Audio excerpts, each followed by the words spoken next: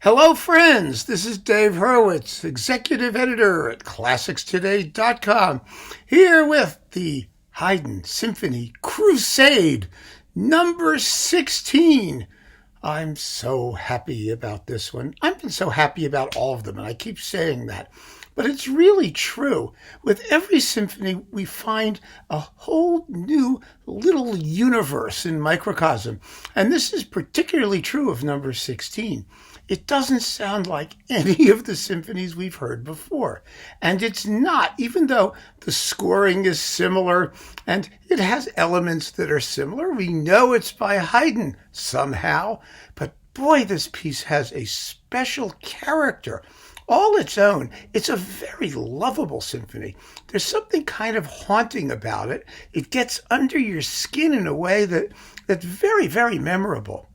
And the reason it does, or at least we'll suggest some of the reasons it does, is because of the really special way that Haydn builds up each movement. The symphony is in B flat. Does that mean anything? Well, you may be a B flat fan. I don't mind B flat. I think B flat's delightful. But what makes it sort of special in this case, first of all, is that the horns are in B flat alto. Alto means high, high as in up there. Let me just look at this, make sure I'm not making a fool of myself. Yes, it's in B flat. I mean, I was ready to give an entire lecture about B flat only to find out that the symphony's in like G major. That would have been really smart of me. No, it is in B flat, and the horns are in B flat alto. That means they're in their higher register.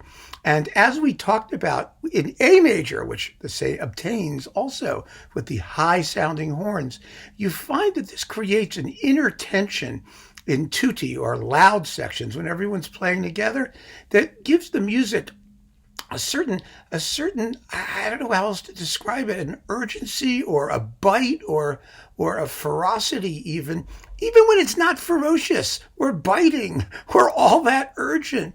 It creates an inner tension in the instrumental texture, a level of sort of textural vividness, and that keeps the music alive, even if Haydn is basically taking it pretty easy, which he is in a way throughout this first movement. I'm going to play you the whole symphony. It's the only, well, not the whole symphony, but the outer movements complete without repeats, and the exposition of the slow movement. That basically gives you all of the stuff that you would hear if you were listening to the whole symphony with repeats. And the reason I'm doing that is because the only way to really get your arms around, or your ears around the special character of this music is to listen to the whole thing. Because, as usual with Haydn, he sees the work as a whole. And the reason it's a unity is because certain thematic and developmental and formal processes recur from one movement to the next, even though there are no themes in common, as there almost never are with Haydn symphonies. So let's talk about the elements that these various movements may have in common. And these are always in Haydn, very simple, basic, fundamental concepts. He may use them with unbelievable cleverness and sophistication and brilliance, because he was a genius, but the ideas themselves are absolutely basic, so that you and I hear them. We hear them right away, and they immediately have their effect. There isn't anything tricky about this music, although you can come back again and again and hear new things every time you listen to it. So what are there are two elements, two really basic elements. First is the idea of top and bottom. Now, the top and bottom, one of the things I mentioned in the development of the classical symphony was that it was quite the thing for Haydn, who was the principal guy who did it, to evolve a self-supporting orchestra, To a certain extent, that concept gets wrecked when the performance uses a spurious continuo harpsichord part playing with the bass line, because that sort of highlights the bass line in a way it doesn't need to be, and that Haydn probably didn't intend, but it doesn't matter. In this performance particularly, it's very, very delicately handled by the Toronto Camerata under Kevin Mallon on Naxos. So that's really, really good. But the point is that this music is equally top and equally bottom. In the Baroque period, that couldn't happen. You had solo voices who had the melody, they got the tune, and they were always on top. Inevitably on top, and then you had a bass line. Now, this bass line could be very important. It could have its own melodic identity, but essentially, as soon as something happened on top of it, that was the top, and the bottom was the bottom. The bass line was always a bass line, always an accompaniment, even when it had individual character of its own. As soon as you got something else on top, it was the bottom. That doesn't happen in this symphony. In this symphony, the top and the bottom are completely reversible. And that, my friends, was something totally extraordinarily new. It's not a question of there being stuff like, there's invertible counterpoint and, tricky things that Baroque composers often did in contrapuntal situations where parts could be reversed and all that stuff. We're not talking about that. What we're talking about is genuine reversibility of individual parts that have individual themes. They're not playing the same things and tchotchking around, and the themes are not made up of like tags of a certain anonymity to allow them to sort of like fit together. No. This is music of great individual character and personality, and it's reversible. Now, that reversibility is due to the rules of counterpoint, but the entire first movement is a monothematic sonata form. It is all based on the same idea. That idea is in the bass. Initially, bum, bum, bum, ba-dum, bum, bum, bum, ba-dum. That's it. That's the idea. It's just this rhythm, dum, bum, bum, ba-dum. That's the opening theme in the bass, and it's the main theme of the movement. On top of it is something else. It's cha-cha-cha-cha-cha-cha-cha-cha-cha-cha-cha-cha-cha-cha-cha-cha. It's a counterpoint. It's a counterpoint in the violins. And so the opening of the symphony is in the bottom. And because it's in the bottom, it's in B flat major. It's a happy symphony. But the impression that it gives is not happy as in, hi, happy, hi. It's not zany happy. It's not even Haydn's jokey happy. It's a gracious, elegant, it's indefinable, really. It just has this easygoing contentment that music can give us. But I can't think of anywhere else you get it in quite the same direct way. It's feel-good music, but not feel-good because it's like, ha, feel-good music. It's feel-good music because of the sense it has of being completely, utterly self-satisfied. That's really what it is. It's remarkable. It really is. And so you have a tune on the bottom and an accompaniment in the violins on top. And then you have what they call in the classical form biz a counterstatement. Counterstatement is when you have an initial theme and then it gets played again. A counterstatement of the same theme, which is the statement. The counterstatements in most symphonic works are usually soft, then loud, and they happen all the time. Think of the opening of like Brahms's Second Symphony, right? You've got do-do-do-do. It sounds like Beautiful Dreamer, the tune. Do-do-do-do-do-do-do. Right, that's the theme. And then all this stuff happens, and then there's this big crescendo, and the full orchestra comes out with the same theme, only loudly. That's a counterstatement.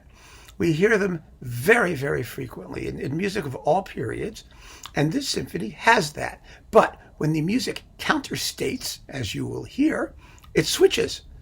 The violins get the tune. They're going dun dun dun dun dum bum bum bum ba dum, and the lower things, everything in the bottom is going. They have the counterpoint. And that is all that this movement really consists of. It's all that it needs. And that has wonderful, wonderful implications for our perception of musical form. First of all, you're listening to two things at once, and they are very clearly delineated. Each has its own personality, but you hear them simultaneously. So because you're hearing them simultaneously, Haydn doesn't have to stretch them out. I mean, if you did them sequentially, the thing would be twice as long, right? Because the same counterpoint over the initial theme would then come afterwards. But Haydn doesn't do that. He presents them together. And so that means that this symphony is very compact, but it says a lot while being very compact. So again, there's a tension created, and this tension between that this sort of easygoing, elegant, relaxed, refined contentment, and on the other hand, the fact that what is being said actually requires a certain amount of paying attention, a certain sobriety, a certain sense of importance, because there's stuff coming on. It engages your mind. It makes you listen. It makes you listen more carefully. And so you have that fabulous combination of the essential expressive character of the music, but being conveyed in a way that has a certain tension and urgency. It makes you sit up and say, that's really something, even though the something is as nice as can be, literally.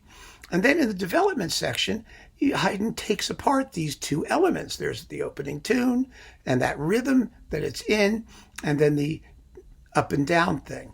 That's what monothematic sonata form allows you to do, to say a lot in a small space. And Haydn was the master, the absolute master at doing that.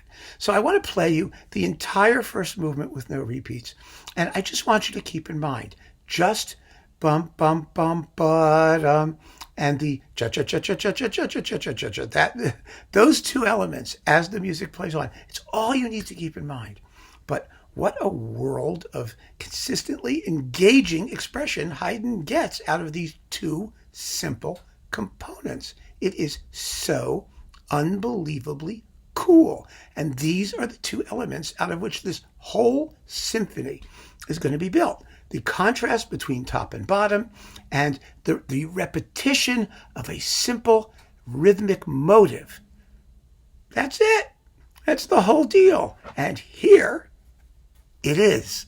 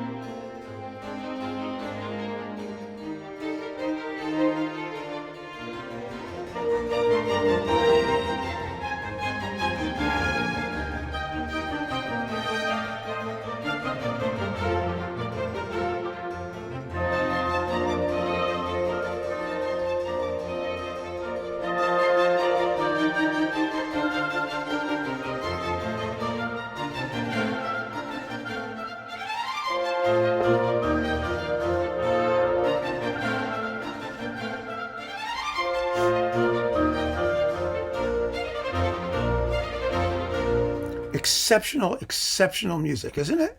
I mean, I can't think of another piece that sounds even remotely like it. And that's what's so incredible about it. Haydn taking simple things and creating musical expression, which is absolutely unique. Now, the second movement also involves top and bottom, less so repetition of melodic cells. That will come later. This movement is an Andante, and almost the entire movement is in two parts. They are not reversible parts as they were in the first movement. It's just two parts. But the way Haydn arranges those two parts, again, the top and the bottom, creates an extraordinary, special kind of musical expression. Here, the idea is, the only word that comes to mind is warmth.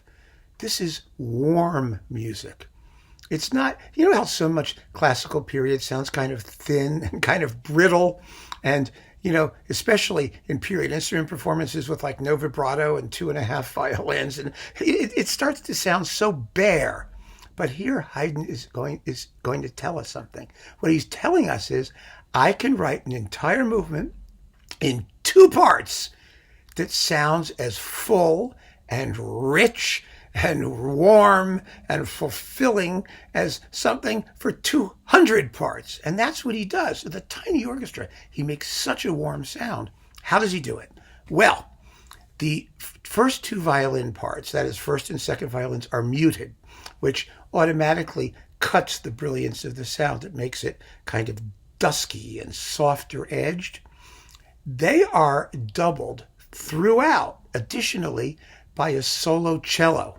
Just one solo cello playing below them. So the tune that they have, in addition to their being muted, is darkened even further by the presence of the solo cello. You don't hear that cello. What you hear is the combined timbre of the muted strings and the solo cello. It creates a completely different kind of stringed instrument. And these are the high-pitched instruments, mind you. This is the tune that's on top. Below that, we have the rest of the cellos and the basses and the violas. And they have a completely independent, separate part that tracks the upper voices, the melodies. And sometimes it takes over. Sometimes you hear it break through with a bit of tune of all of its own. So you hear that they're down there, and usually they're pretty inobtrusive, but sometimes they bubble to the surface.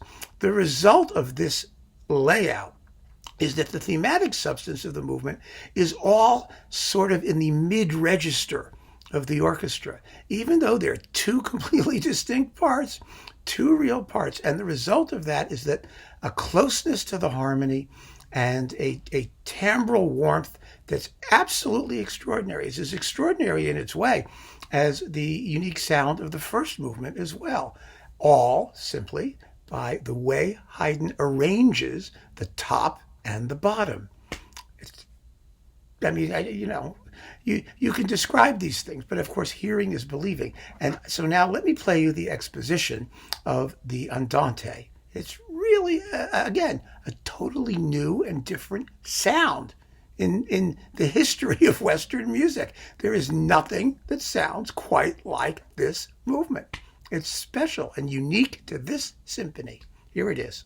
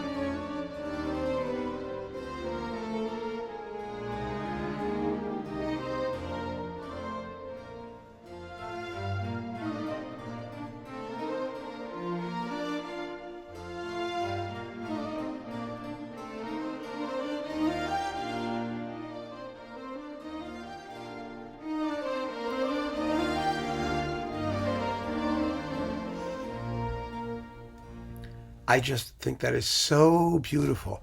And again, like the first movement, it has this feeling just of warmth and contentment, and it's just comfortable. It's nice. It's snuggly.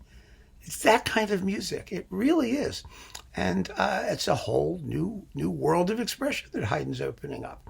Now we get to the finale. The finale is similar, or more similar to the first movement, except in classical symphonies, as I've often said, the intellectual weight of the music is almost always, I say always, there's always an exception, right? But is basically weighted toward the beginning. The most difficult or engaging or intricate music comes first, and then the music progressively, relaxes. Now this symphony only has 3 movements. There's no minuet, there's no dance movement. And so this finale does something quite similar to the first movement. First of all, it's zippy. This is happy. It's happy, more so than the first movement. But it is also a monothematic sonata form, entirely based on the rhythmic motto that's simply dun da da dum bum. That's it. Bum ba da dum bum. Dun da da dum bum bum bum bum bum bum bum. Dun da da dum bum bum bum. That's it. Dun da da dum bump. That's all you have to remember. That's it. And like the first movement, it also embodies an alternation between top and bottom, because this is a movement in sonata form. And so the first subject, is the treble dum-ba-da-dum-bump stuff, and the second subject simply sticks it in the bass, bump-ba-da-dum-bump on the bottom. And I don't even have to point it out with little superscripts. You can't miss it. The violins will be holding a note at the top going chugga, chugga, chugga, chugga, chugga, like that. And underneath, you'll hear the cellos and basses going bum ba dum bum bum bum bum bum bum bum bum bum bum bum bum bum. That's it. Top, bottom. All within the same thematic concept. Absolutely genius. Genius! 3 different ways that Haydn exploits the concept of top and bottom and monothematic sonata form using 2 tiny rhythmic cells. And from that, we get a 14-minute, fully fledged, perfectly structured, perfectly balanced, and most importantly, totally expressively unique classical symphony. Because if it didn't have some expressively compelling point, none of these formal intricacies and gambits would matter. But they do matter. They do, because they give us expression which is entirely personal to Symphony No. 16 in B-flat major.